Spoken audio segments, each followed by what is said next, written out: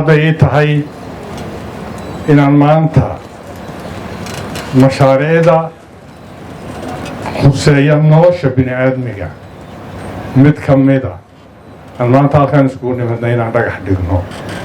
nolosha bini aadmigu waxyaalaha imiga aada loogu baahan yahay aanay nololi jirayn la-aantood marka laga rabo amniga oo isagu waxaan laga hadli karinba oo aan la-aantii nololiba jirin. horta haddii isagu amni jiro oo koronta kaa maqan tahay dee waad noolaan si baad u noqdaan. hadday biyo kaa maqan yihiinna meelaha baad ka doondoonani.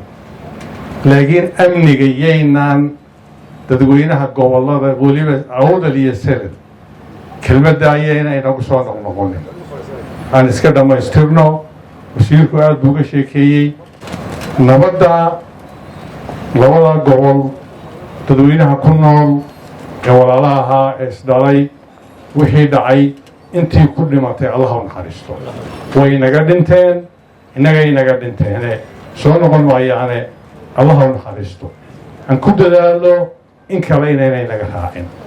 ilaahay idinkii dhaawacna ha noqotee iyayna inaga raacin. wasiirka amniga iyo aada uga sheekeeyey waxaanu qabanay iyo halkay maanta marayso alxamdulillahi rabbilcaalamiin. waxaan ku darayaa kelihaad hal qodomo laga bilaabo saaka 6dii markay ahayd waxaa la wareegay arrintaasi jananka ciidamada. cid laga degaysanayo oo nabadda waxyeelasaana darajaduu doona ha ahaado intaaduu doona ha ahaado ma jirayo.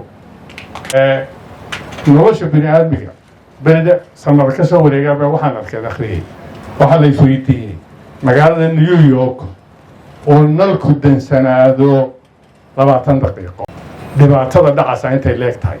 macnaa nolosha bini aadmiga waxay u guurtay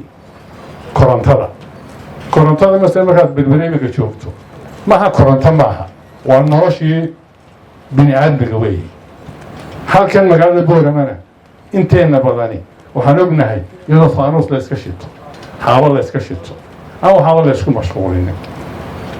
maantana nolosheenii waxaa isku soo noolba koronta iskugu tagatay. aad baan uga xumahay in wadannada hore u maray gurigeenna inteenna halkaa fadhidaa korontadaan ka bixinaa inay ugu yaraan 50 jeer ka qaalisan tahay ninka ku nool London ama Washington ama New York korontada u bixiyo. waa nasiib daro.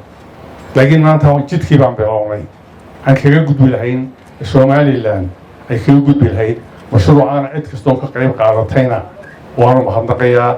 wasiirka iyo dhiishigiisa waan ku kalsoonahay inay laga midho dhaliyo oo maanta sidaa wasiirku sheegay kani u dhaqaaqaye aad ku dadaashaan in kii kale la bilaabo. binaadmigu wuxuu baahan yahay kow nabadgelyo oo iyada laga hadli karo dee iyadaana ay tahayba geedka go-an waxba kuu soconayn. waa nal waa biyo waa waxbarasho waa caafimaad sida wasiirka oo aanu dee isku kalaas ahayn au ka dhawaajiyey intaa waana bilaash baanu ku haysanay. maantana waad ogtihiin guddoomiyaha jaamacadda camuud baa jooga hadduuna koronto helin jaamacaddu socon mayso dee iskuulinoo socon maayo.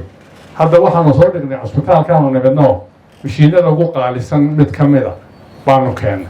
waxaan soo maray qaybta keliyaha lagu sifeeyo haddii koronto la waayo in yar hadday go'do iminka mashiinadaas way fadhiisanayaan.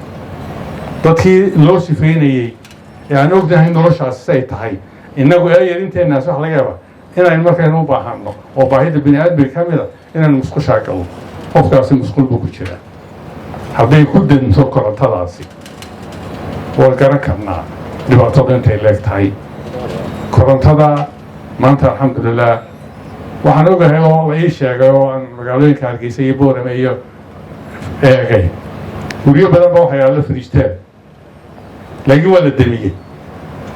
maxaa loo damiyey? dee korontadii iska bixin kari waayeen. waa nasiib daro in fariisteedkii uu soo iibsado qofku au yidhaahdo ma isticmaali karo because of korontada. aad baan ugu dadaalna ka dowlad ahaan waxyaalaha nolosha daruuriga nolosha aanay ka maarmaynin in ay korontadu ka mid tahay ee biyuhu ka mid yihiin inay ku soo noqdaan oo aan ka jabnaano adduunyada inta kale aan ka jabnaano cid kastoo khusaysana waxaan leenahay oo ganacsatadu ka mid tahay oo halkaa rag badan arkayo oo tijaarta magaalada boorama ay halkaa soo fadhiyaan sidii hore looga dhawaajiyey maciishada wixii nolosha khuseeya ee biyaha iyo korontada iyo waxa caafimaadka iyo waxaas ka mid yihiin waryaan wax weyn laga dayin waxa kale fiakaysiga la yidhaaho yaan lagala mid dhigina ha lagu dadaalo in qiimahaga la jabiyo waxaan ku celinayaa oo erey ku celinayaa cid kastoo nabadii aanu soo xidhnay ee gobollada awdal iyo sela ka qayb qaadatay oo salaadiin leh oo qaarkood halkaa maanta soo fadhiyaan oo ay rafka iyo soo mareen iyo dagaalka usoo galaan ogahay dhammaantood inta kasoo qayb qaadatay waan mahadnaqayaa cid kasta oo qayb ka qaadatay oo halkan iyo meel kasta joogtana waan mahadnaqayaa waxaanan mar labaad xasuusinaya dadweynaha ku nool gobollada awdal iyo sela dad badan oo aanad garanaynba waxa ugu jira oo nolosha iyo nabadgelyada ka xun baa jira walaan iska qabanno walaa la iska qabto cid walba nabadgelyaad soo khusaysaay ciddaan dani ugu jira inaad aragtaan ee mashruuc ka dhiganaysa ha la qabto oo aan meel uga soo wada jeesanno nabadaana aan idhaafsanno yaan lagu celcelinin marar dambe nabadgelyada halkeegii ha lagu soo celiyo la-aanteed nolol ma jirayso magaalada cidi iman mayso noloshu waxa weeyaan dadka inagay khusaysaa gacanka hala isqabsado hala isku niya samaado meel kastoo soomaalila joogaba halkaana waxaan islaahay rajaynaynaa sanad in ka yar wasiirku way ag joogaa dhiishiigu waa kaa soo fadhiyaa mashruucaasi inuu ku dhammaado muddada ugu yar ee suurtagala oo ay dhowaan ilaahaydankii inagoo wada nabad qabnaa aan muddo kooban dabada iskugu nimaadno maxaan iskugu imanana haddii alla yidhaaho furitaankiisa maanta dhagaxaan dhignay inaan furno haddii alla yidhaaho aad iyo aad baan idin wasalaamayaa ummadda somalilan waxaan rajeynayaa horumar cadowgeennana ilaahay ha inaga indhasaabo cadowgeennala allah ka dhigo inaga dhigo cadowgeenna allah inaga qabto allah inaga qabto noloshana aan ku dadaalno caqligii baan haynaa aqoontii baan haynaa haddaynaan wax qabsanin cidina waxba inoo qaban mayso cid waxay noo qaban somalilan ma jirto innagayna ku xidhan tahay kow waa nabadgelyada laba waa dhaqaalaha saddex waa in la isku naxariisto waa in la is ixtiraamo ka yari ka weyn ixtiraamo ka wax haystaana kaan haysan oo wax taro taasaan wax ku noqon karnaa dowladdana waxaan rajaynaynaa anaguna intaan xilkaa joogno ilaahay idinka waxaanu ku dadaalanaa inaanaan waxba hakran annagana noo duceeya